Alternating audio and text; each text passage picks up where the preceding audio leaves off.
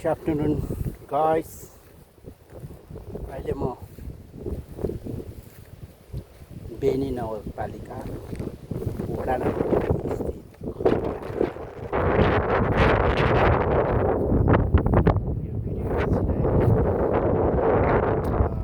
लामो समयको अन्तरालपछि यहाँ लप्पी पार्क बनाएको रहेछ।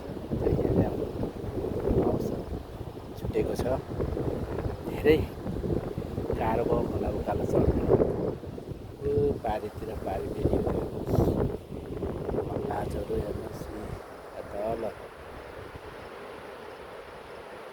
नदीको कारागार पनि देखिन्छ। अनि उता स्कुल ल तपाईँहरूले हेर्न सक्नुहुन्छ। म अब लक्ली पार्कको नजिकै पुगिसकेको छु। हेरौँ कस्तो छ।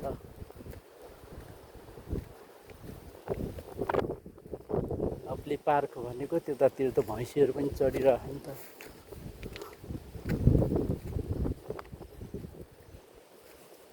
मैले आज ट्राइपड नलिएको हुँदाखेरि भिडियो बनाउनु गाह्रो परिरहेको छ गाइस। त्यत्तिकै हेर्नु होला। पिउने पानीको लागि व्यवस्था रहेछ। सायद पानी आउँदैन होला जस्तो छ त। खै आउँदो रहेछ गाइस, पानी पनि आउँदो रहेछ।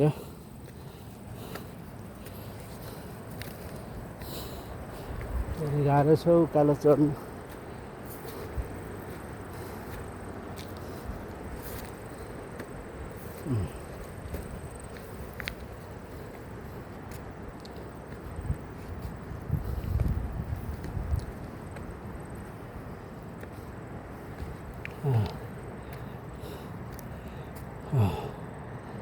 गाह्रो छ गाइस, गाह्रो। सजिलो कहाँ छ र। त्यसैले गर्दा आफ्नो शरीरलाई फिजिकल फिटनेस राख्नु जरुरी छ।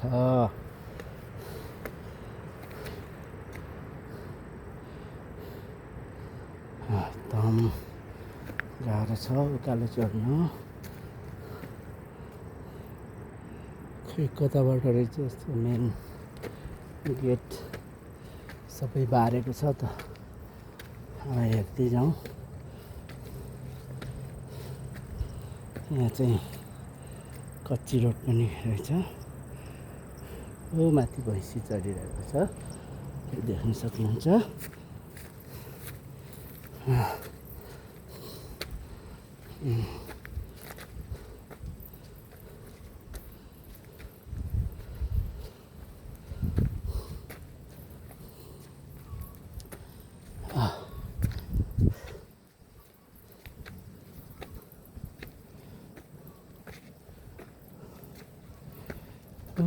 माथितिर पानी पर्ला जस्तो बादलहरू लागिरहेछ त।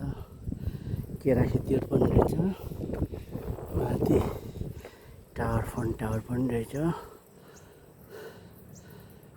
हेर्नुहोस् कस्तो छ।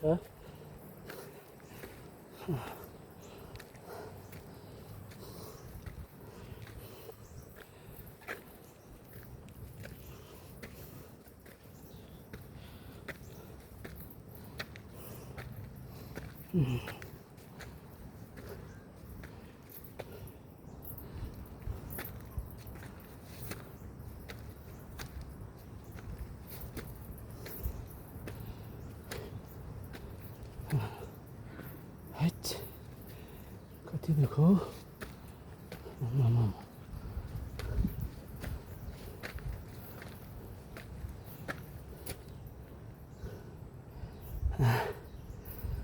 जिन्दगीमा उकाली ओह्राली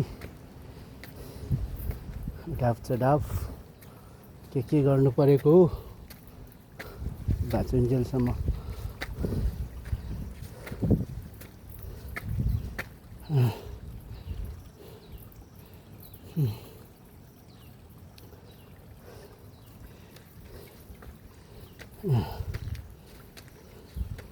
माथि 2 तलासँग 3 तला घर रहेछ। के को घर हो, त्यो व्यक्तिको हो कि कसै सङ्घ संस्थाको हो कि थाहा हुन सकिरहेको छैन। म नजिकै गएपछि थाहा होला सायद।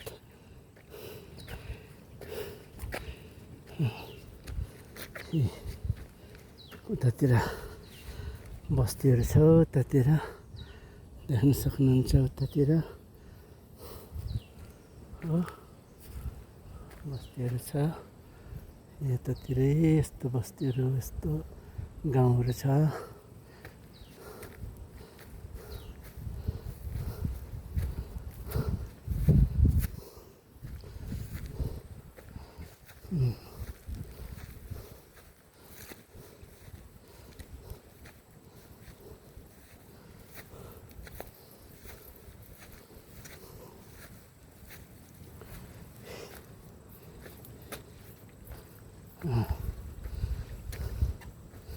कता रहेछ यसको मेन गेट भनेपछि यो पनि व्यक्तिको घर नै परेछ। यति राम्रो घर बनाउनु भएको छ यस्तो ठाउँमा।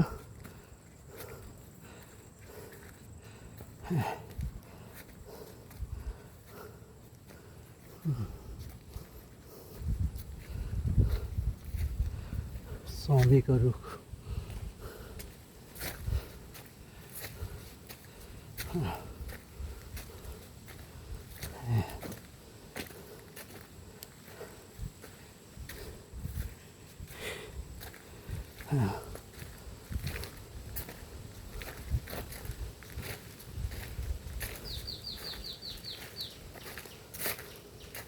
त्यहाँ त माछा पालन पनि गर्नुभएको रहेछ हो।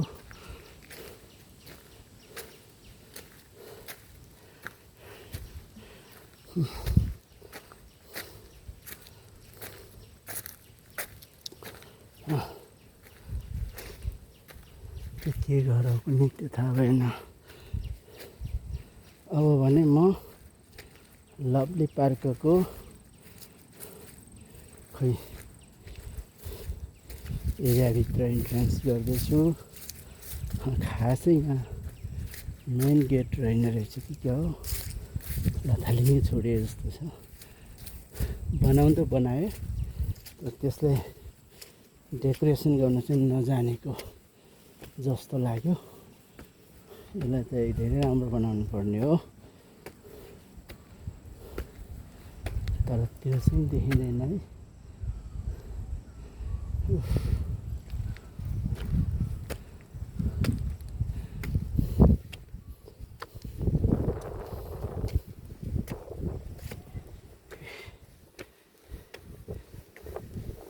सल्लाह पनि रोप्नु भएको रहेछ, हिन्दू सल्लाह।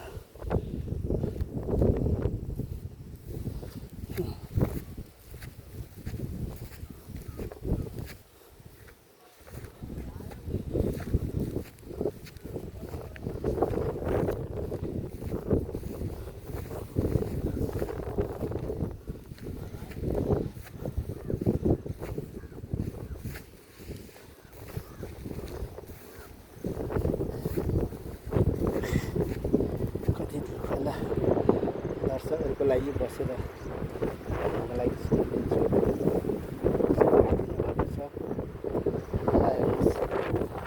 पर्वत बजार सुन्दर छ। त्यो चाहिँ पर्वत पऱ्यो, यताको चाहिँ बेली पऱ्यो। स्टेडियमहरू, प्रशासन भवन चाहिँ यहाँबाट देखिँदैन। अनि उतातिर लिमलाहरू, यो उता देखिन्छ क्याम्पसहरू कस्तो राम्रो छ हेर्न सक्नुहुनेछ। माथि लेकहरू, यहाँ एउटा चौतारो बनाएको छ विश्राम स्थल। त्यसमा बर्डको बनाएको छ। जति हेऱ्यो उति हेरौँ लाग्ने मनमोहक दृश्यहरू छन्। यताबाट म्याग्दी खोला बगिरहेछ भने उताबाट कालीगण्डकी बगेर यहाँ सङ्गम स्थल दोभान दुईवटा दोभान भएर त्यस दोभानबाट बेनी भयो त्यो बेनी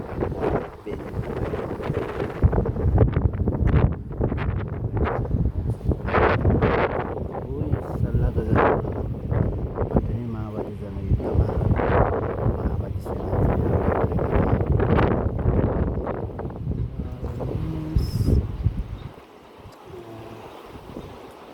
सुन्दर छ है। अब त्यही माथिको दृश्यहरू देखाउन गइरहेको छु।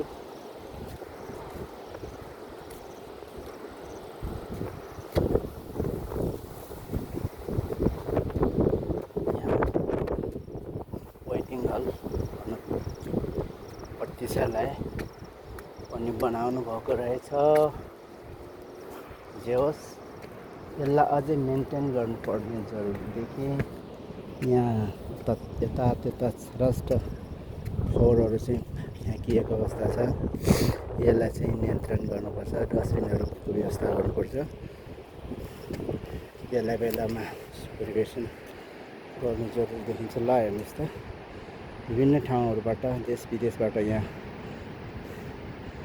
यात्रुहरू दर्शनार्थीहरू हेर्न आउँछन्। तर यहाँको हालत हेर्नुहोस् त कस्तो अवस्थामा राखिरहेको छ यो कचडाहरू। डस्टबिन राखिदिएको भए उचित हुने थियो। ल हेर्नुहोस्, ल यो त एकदमै नेपालीको गलत पहिचान यस्तै त हो।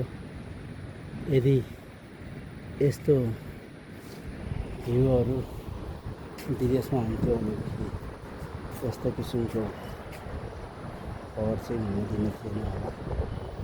नेपालीको कमजोरीहरू केही छ। विदेशतिर गयो भने नेपालीले जनाउनु भनेको आफ्नो औकात देखाइहाल्छ। यो चाहिँ हुनु हुँदैन। एउटा सभ्य नागरिकको पहिचान बनाउनुपर्छ। म होस् अरू होस् जोसुकैले पनि यस्तो सार्वजनिक स्थलहरूमा कति रमणीय मनमोहक दृश्यहरू अवलोकन गर्न पाउने ठाउँहरूमा यस्तो किसिमको कचडाहरू स्क्रैपहरू जताततै स्पष्ट देखिँदा पक्कै पनि यो चाहिँ राम्रो लाग्दैन। सम्भवतः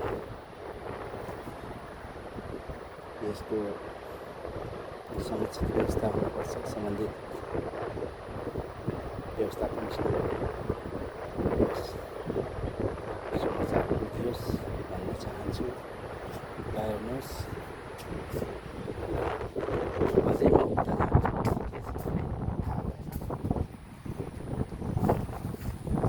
पानी पनि बढ्न लागिरहेको छ उतातिर।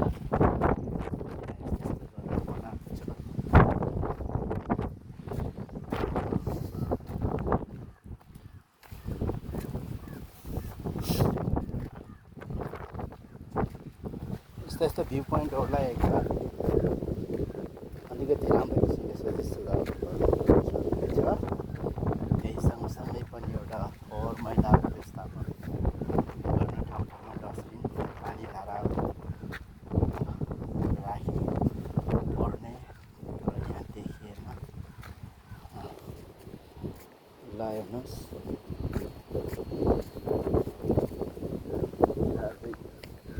विभिन्न किसिमको बिरुवाहरू फुलहरू लगाएर एउटा सुन्दर बगैँचामा परिणत गर्न पक्कै पनि सक्छौँ।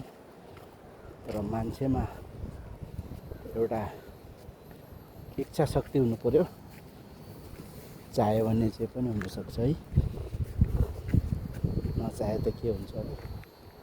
ल हेर्नुहोस् यतातिरको सुन्दर दृश्यहरू। यति भन्दै मैले आजको यो भिडियो यही अन्त्य गरेँ।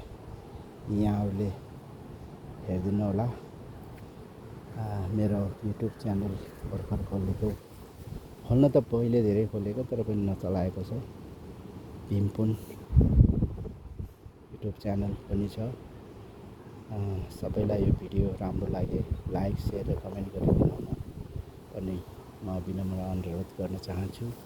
हस्त अर्को भिडियोतिर हामी भेट हुने नै छौँ भन्दै म यो भिडियोलाई यहीँ अन्त्य गर्न चाहन्छु। हस्त।